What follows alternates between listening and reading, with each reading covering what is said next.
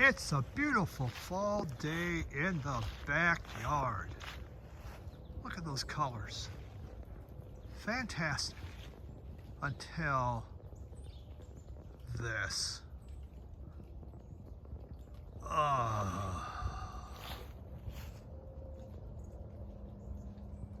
Now, I hate fall. 4 days later.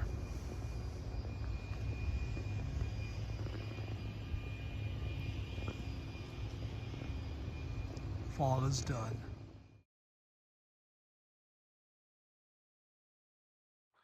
And welcome. Happy Halloween. It's another early morning Sunday show. Today, though, because it is Halloween, I did dress up. I wanted to put on my Halloween costume. I know, you take a guess, you're saying, wait a sec. Did you dress up like Jim Gleason at Radio Wasteland Records? The one without a beard. I have seen him without it. It's a good guess, but no. I am, instead, I'm a clone. I'm a clone of myself. That's what I dressed up as, so pretty awesome outfit, huh? Yeah. Put a lot of thought into it. I thought I couldn't think of a better costume than that. And I hope it's not scary. Actually, when I was on my travels this week, I was in a club and talked to a customer. And they go, do I know you? I know you. Where we met? No, don't know you. Not from this area. Don't know. I get that all the time. All the time. It's amazing. And again, my response is, I've been cloned, and I don't know if I'm the real one or the clone. I can't tell. So there we go. The opening. Fall is beautiful in Michigan. No doubt about it. Beautiful time of year. And it lasts 1 week, and that's it. So I took my backyard, and 4 days later, I took my backyard again. And you could see, from beauty to absolute depression, and a ton of work. Tons of work. God, I hate raking. Mowing's worse, though. Mowing you have to do every week. Raking a couple times and you're done. But all right, let's get on with this. I want to start first with some BCLT I received. I had this come in. And this is a book from Jenna Gottlieb. I might, obviously I'm not saying Gottlieb, not sure. It is a beautiful book on Iceland. I had a nice note here. And this is from Bjorn and Jenna. They watch my channel. As I told you, I and my wife watch your morning show and enjoy it a lot, and would like to thank you for a little book. My wife wrote it, and it's the 4th edition that came out in February. I took some of the photos in it. If you come to Iceland, let us know, and I will take you to a special record store. Everyone's awesome. Got it? But that would be so cool. I am an armchair traveler. I love travel. I've traveled my whole life. Even as for work, I go to a place, I start looking around. I'm inquisitive, and I like to see things. And Iceland is on my bucket list of things to do, and I mentioned that in a show. And so Bjorn got a hold of me, and so his wife Jenna, here's a nice picture of her. They sent me this, and this is beautiful. This is just an incredibly gorgeous book on Iceland. This is a definite place I will visit.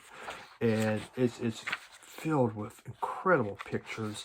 This is the kind of book that I love, and I do buy a lot of travel books.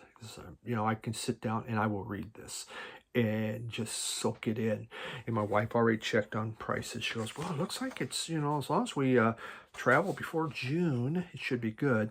Not that you want to go to Iceland in the winter necessarily. It's cold enough here. Why would I go to a place called Iceland in the winter? But this is exciting. So, Bjorn, Jenna, thank you so much. This is perfect. I appreciate that. So let's get on some records. I want to start with this. This is one I have, but I just, on my YouTube feed, Conan O'Brien came up. And he was doing an interview with the Talking Heads. And it just happened this week. I go, the Talking Heads together? Well, they're promoting the new film for Stop Making Sense. And it was just so exciting to see them together on the same stage, because obviously when the breakup came, the group didn't even know until they read it in a newspaper article, because David Byrne mentioned it. There is the original booklet that came with this, and here was my original that I had, and I've had this, but this is the most important concert film to me, and the greatest concert film ever made, and it's being re-released in the theaters. And here's the thing with Talking Heads. For some, the Beatles is a group that meant everything to them. The Rolling Stones, everything to them. For me, it's the Talking Heads. This is the group that changed me, that got me thinking differently about music, that just, it was my everything. It was my group. And I mean, and I loved them, and I bought everything I could get of them, bootlegs, 12 inches, whatever it was. The last few albums, I didn't like nearly as much, but man, those first 5. And so to see this re-released, this concert, and it was pure joy. That's what it's about. Joy. Because just listen to it, watch it. I got a tear in my eye watching it. I've seen that concert so many times, and it's still the excitement of it and the beauty of it. It is incredible. They had footage of people watching this in the theaters as it's been releasing, and they're in the aisles dancing because of the joy and the beauty of this music. This is, it brings me so much happiness when I put this on and I listen to it. But yeah, that was great to see. It was nice to see the Talking Heads, that they're talking about it and together.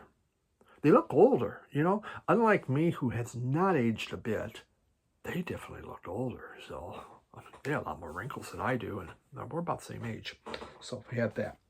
Okay, let's get into some of the newer music though. Here we go. First one. The new Steven Wilson album. Everyone's shown this, been around. As usual, I'm one of the last ones. I gotta really get into it. This is the Harmony Codex, this new album.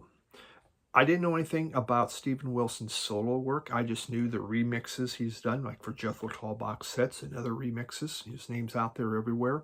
But Art, the North Carolina vinyl picker, channel worth looking at, he sent me a VCLT. It was called The Future Bites from Steven Wilson. And I really, really liked that album a lot. Just totally enjoyed it. So I thought, well, let's try this one. And Art had, I think, labeled it as Best Album of the Year. So, I mean, well, how could I say no to that? So I got it.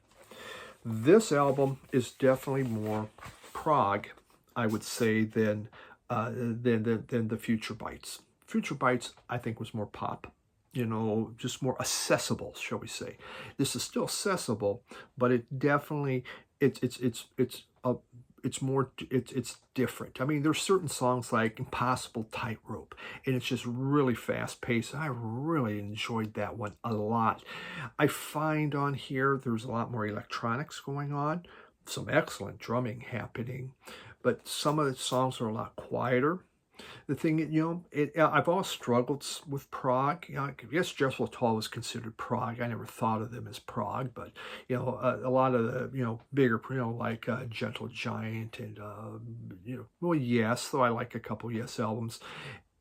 It's about really sitting down and listening to the music. It requires concentration too. I personally think if you really want to enjoy prog, it requires concentration just on the music, instead of someone like me who's trying to do 2-3 things at once, just to check them off the list and be done for the day. So that's where I struggle. So I've been listening to this a number of times. I've found more in it that, like, I mean, on first listen, it says, you know what, that's not bad. Is it going to be a top 10 for me for the year? Probably not. But, you know, there's nothing wrong with it. Now, as I've listened to it more, I've enjoyed it more. Still don't know if it'll make my top 10 because it's not normally what I would listen to. But I find it very relaxing. In fact, even hypnotic at times. And really good, you know. It is. It was a very good album. And for those of you that like your prog, you definitely, I think, would like it a lot. You know, me, I just have to work at it. You know, the inner sleeves. There's that one. I'm not sure. Kind of scary. Halloween. Ooh, scary. And more words. So Yeah, the new album by Steven Wilson. Good album. Very good album. I like the Future Bites better, but again, more pop-oriented, accessible, I think. Still great for those of you that like him. I'm sure you love this album.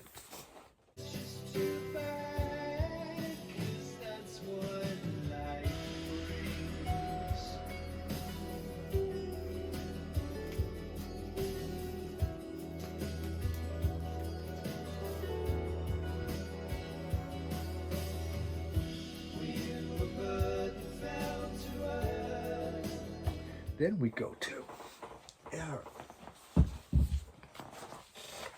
we have here Ray Barto. Notice can roll two double R's. Barto. And this is from Vinyl Me Please. And it is Acid. We get the stick of OB thing that for whatever reason. And original artwork. Wow. This is called Original Artwork by Clay Condor. It does not give a name to it. It looks like blood. I don't know. I just not. I'm not framing it. I don't get it. And I like art. So Ray Barto. He's from New York, born 29, died in 06. Kind of I think same age as my dad. Probably died around the same time as my dad. Big into congas, conga guy. In fact, he didn't take up congas till he was in the military in the late 40s. He was in Germany and started playing congas and joining the different bands that were playing on the basses and the clubs. And so when he got out, he kept playing the congas. And by the late 50s, Tito Puente invited him to join his band. So the guy knows congas, okay? He was playing really well. He joined that band. By the early 60s, though, Riverside said, hey, come on over, be a part of our band, be a solo artist on our label. And he did that. And then by, I think it was 67, he joined Fania Records. And they are like the premier Latin soul jazz type label. So he went with them. And this is his 1968 album, Acid. And look at that. Talk about psych looking.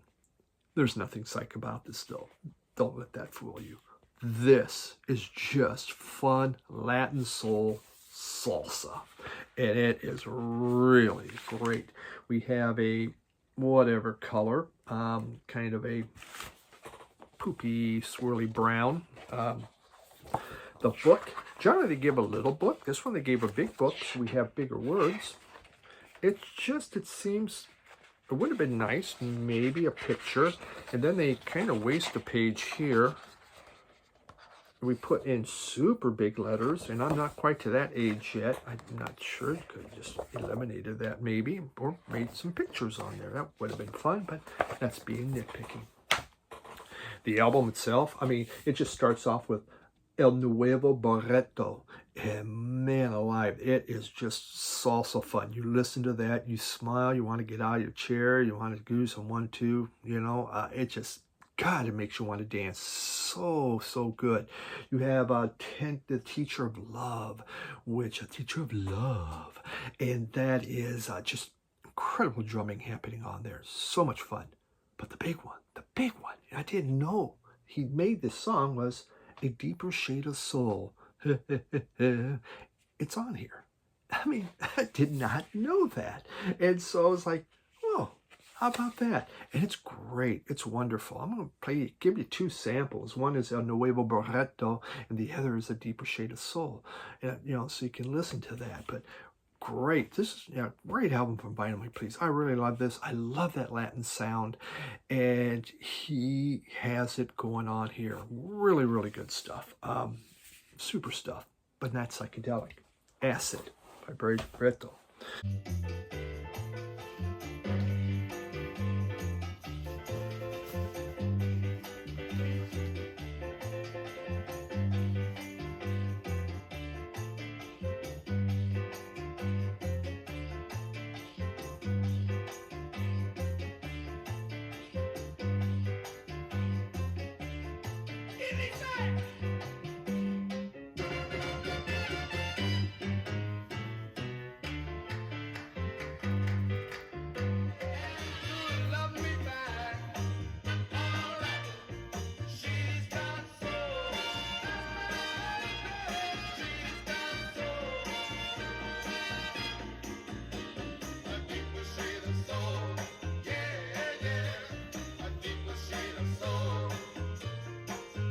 So I bought that.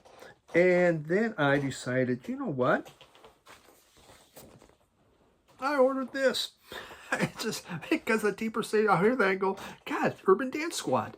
And I know they sampled it, but I had no idea who or what or whatever, and hadn't thought about that. But I heard that and go, God, I love that song from Urban Dance Squad.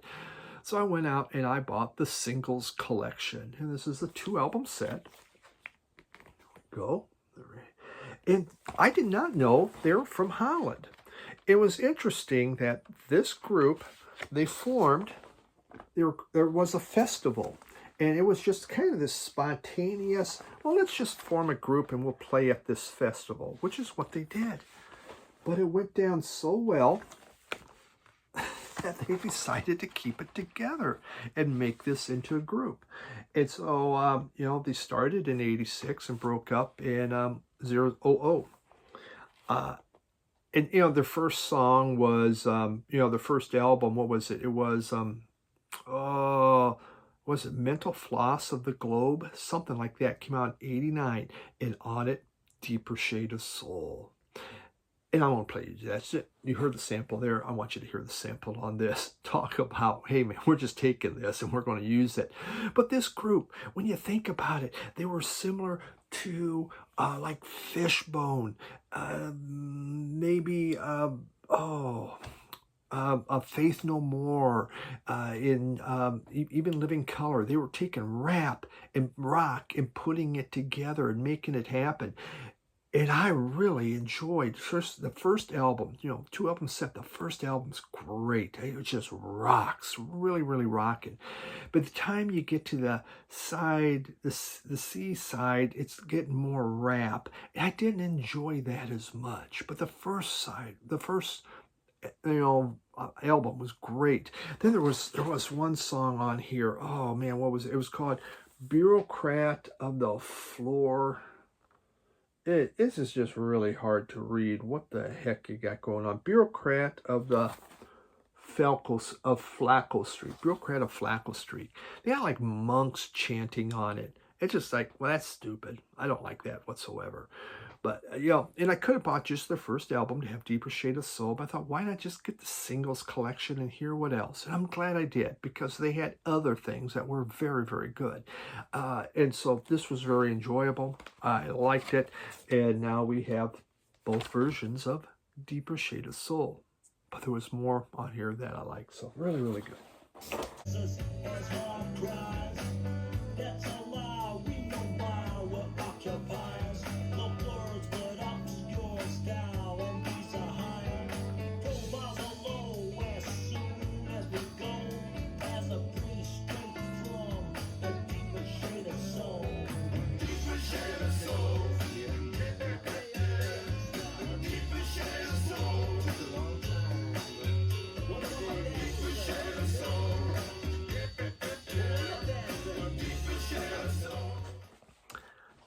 So now that was, you know, 1989.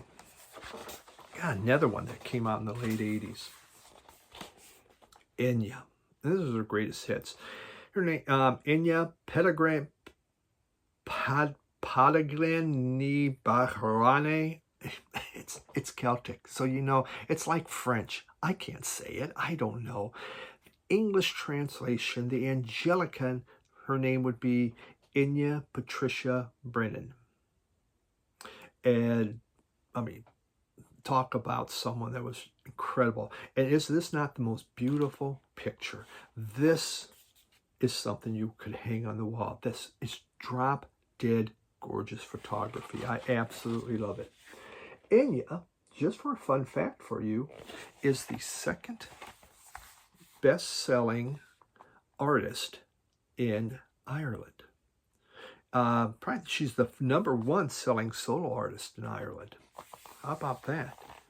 But #2 overall, because Mike Rankin, U2 is #1.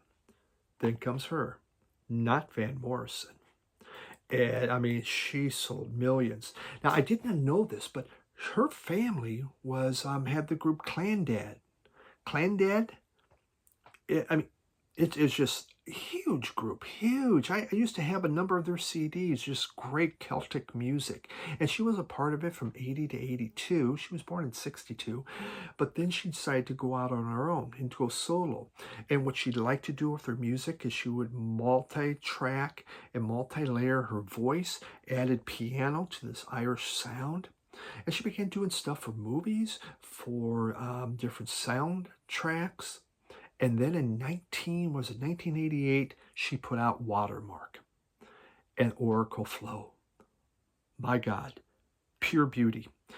That's when I learned of her. I bought that album, and I loved it. And really, to me, that was the real dawn of New Age music. This opened up the doors for so many groups, and the groups just poured in, and New Age just took over, hit the charts.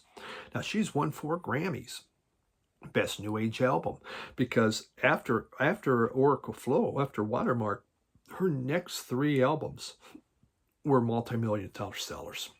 She just blew up. So I thought, instead of just getting your Watermark, which I love, get her greatest hits to hear it. And I'm so glad I did. This is just beautiful music. It is. It makes you feel good. You listen to it. It puts a smile on your face. It's relaxing. I forgot how good it was. I mean, I really got into that New Age stuff, at the time when it was just blowing apart. But then you kind of move on from it. It's good, but you can only take so much. I couldn't live off of it, and it wasn't like, the excitement that I would get when I listened to a punk album. I can put it on again and again. But I got this, and when Oracle Flow came on, it's like, oh my God. And then there's Storms in Africa, Caribbean Blue, Book of Days, great song after great song. So good. Really happy to have this. Greatest hits. There's 2 greatest hits. Saves a lot of room instead of buying all the albums.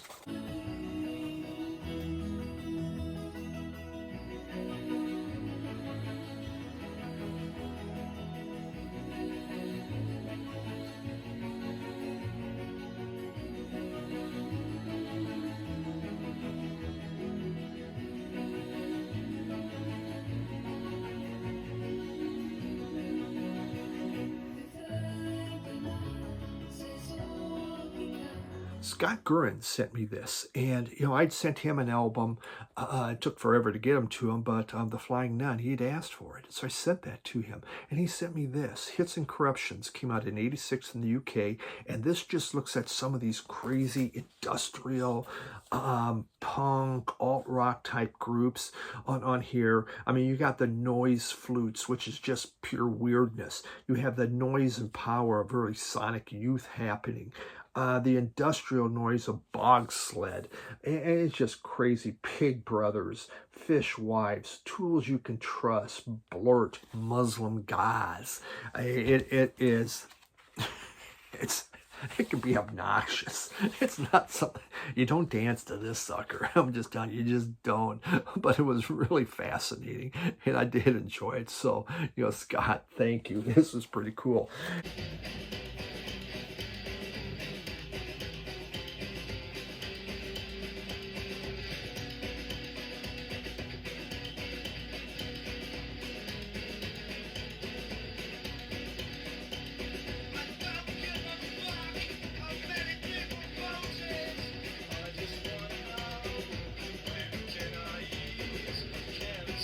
Scott also sent me this, and it's a classical from Henry Brandt, and Henry Brandt was a composer, during the 20th century, and he died, I think, in 86. Well, it doesn't. No, in 05. So he experimental classical music is what he's known for. Well, he had this album. It's even labeled here, and he wrote Litany of Tides, and he wrote this for the San Jose Orchestra. And so this is from the concert when they performed this.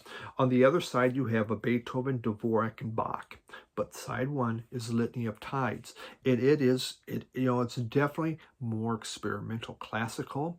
He had like 4 sopranos. They were sitting in the back of the audience, and they were, you know, kind of mysterious. In the balconies, he had like a bass drum in one balcony. Over on the side, on the other side, he had like a lot of the Tiffany going on.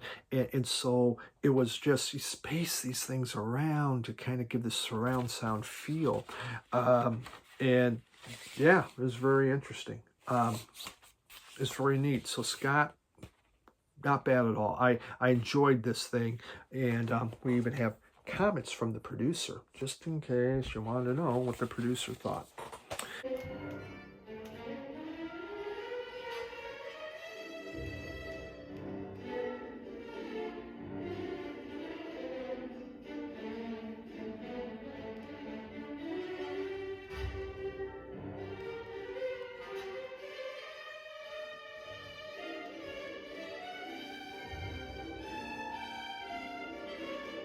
Final one here today. We have the Colorfield, and the, you know, see how it is. It's one word. It looks almost like two words, but the Colorfield from the UK, formed in '84, broke up in '87. Only did 2 albums. This is Virgins and Philistines, kind of new wave pop rock. And this album is the first one. It came out in '85. Actually had 4 UK singles, but in America, the only one that made it, they did a remake of Can't Get Enough of You Baby. And you just thought Smash Mouth did that. Well, Color Mouth did that also, and Color Mouth.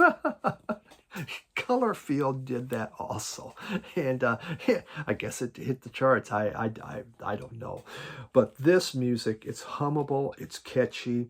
The lyrics actually can be very cynical, but they're honest. But it's just catchy as all get out. It's enjoyable. In a lot of '80s albums, when you think of some of the pop music, the synth stuff, it's aged. It just isn't the same. That's not the case here. This still seems fresh. It sounds good. You know, my first listen, it was kind of on Chris' list. It's like, okay, that's all right. Each time I've listened to this, like, wow, okay, I'm liking this more and more and more. And really, it's not bad. It's just, it's not dated. And you have, you know, it's just, there was even a Latin feel, like Castles in the Air. And what was the other one here? Your Love Was Smashing, maybe? I can't remember. But there's kind of a Latin feel going on within it. It's just really good stuff. And, you know, some label them as part of the New Romantic Movement. You know, I had a book on the New Romantic Movement. Maybe that's how they started, but that's not what this is about. But really good stuff. Did 2 albums. This is out there. Doesn't cost a lot. But wow, it was really good. So very nice. I'll be thinking of you. If you decide to change your view, I'm thinking of you. You can walk away from loneliness anytime you choose. And you're the sort of person that hasn't anything to lose. So that's what we got this week. Yeah, some cool stuff there. I heard the Beatles. I heard they found a new Beatles song out. I guess they were, you know, at someone's house or at the studio, and someone sat on the couch and it looked at Cushing as he's trying to find some money or something. And as he's digging around for money, found a Beatles single down there. There it was. Look at this. There's a Beatles single. What's the chance? What's the chance? I'm pretty sure it was found under a sofa cushion. Yeah, that's what we got for this week. Thank you so much for joining in. And these mugs are available at Radio Wasteland, along with new t-shirts. So, of course, this is an old t-shirt. Feel free to get them and look like Jim. Thanks, everyone. Have a great week. Bye. Happy Halloween.